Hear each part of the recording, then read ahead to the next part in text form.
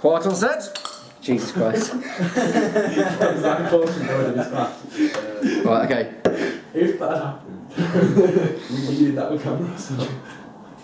Cool, ready? Cool. Hello, welcome back to Whisky Wednesday. I'm Joe Ellis, and every Wednesday I review whisky. So, another Cutty Sark whisky. This is the Cutty Sark 12-year-old. It's been bottled at 40%, like the majority of blended whiskies, even the really ultra expensive ones. They're pretty much all 40%, basically, so they're easy drinking, they'll appeal to a wide audience, and they'll be very smooth. Little secret about Cutty Sark, well, it's not really a secret, but obviously blends have certain malts or kind of house malts that they use. So the house malts for Cutty Sark, Highland Park, Macallan and Glenrothes. So they're kind of the three main malts in Cutty Sark. And you can often find out what the main malts are in your favourite blend by going to the kind of distributor's website. So if you find out who distributes the whiskies, if you find out who owns the distilleries, go to their website and you'll be able to work out, kind of through process of elimination, which malts are in the blend. So this is Glenrothes, Macallan and Highland Park. And obviously a host of other whiskies and grain whiskies. So let's give it a nose. Again, that lovely just golden colour, which you kind of associate with whisky really. So on the nose, kind of smelling kind of quite a lot of syrupy sweetness.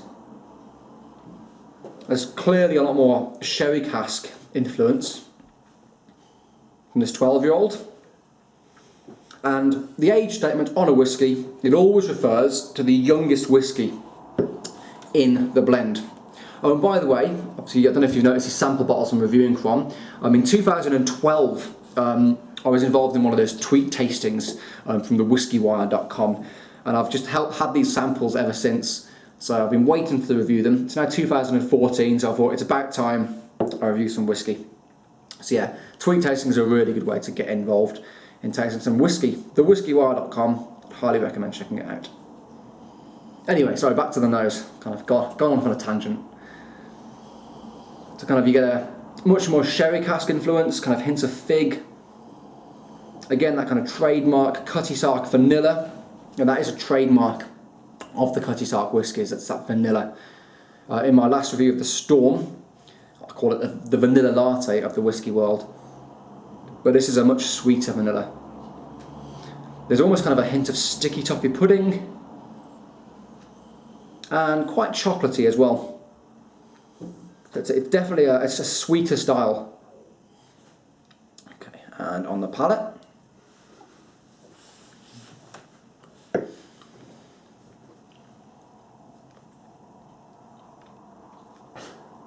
there's a kind of a waxy note, quite nutty, a lot of honey coming through from the kind of Highland Park and the Glenrothes. Slightly nutty, so it kind of reminds me of honey roasted nuts. Don't know if you've ever had those, but if you like nuts and you like honey, go for it. Let's give it another taste.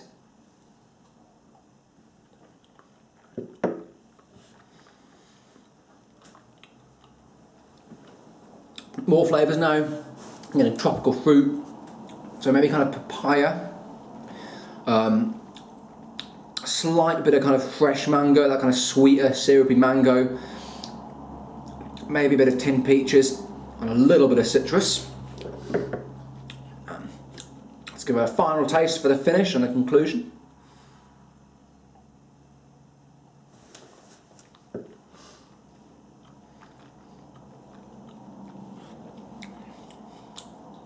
On the finish, again that vanilla comes back.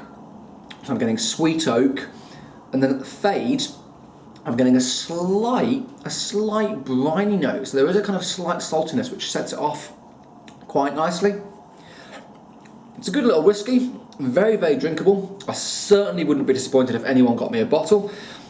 It's still a relatively cheap whisky. You can find it on most good whisky websites. Again, it's not hugely complex, but the flavours that are there are really good, really solid.